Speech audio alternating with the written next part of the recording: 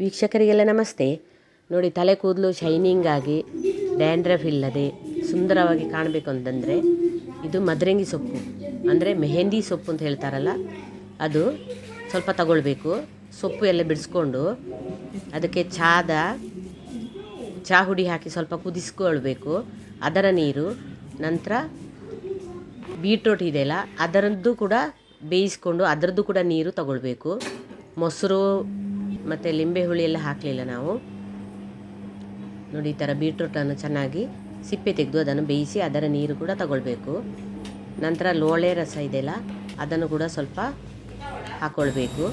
ಎಲ್ಲವನ್ನು ಚೆನ್ನಾಗಿ ನೋಡಿ, ಇದು ಬೀಟ್ರೂಟು ಕುದಿಲಿಕ್ಕಿಟ್ಟದ್ದು, ಇದು ಚಾದ್ದು. ಇದನ್ನೆಲ್ಲ ಮಿಕ್ಸ್ ಮಾಡಿ ಮಿಕ್ಸಿ ಜಾರಿಗೆ ಹಾಕಬೇಕು. ಇದು ಲೋಳೆ ರಸ.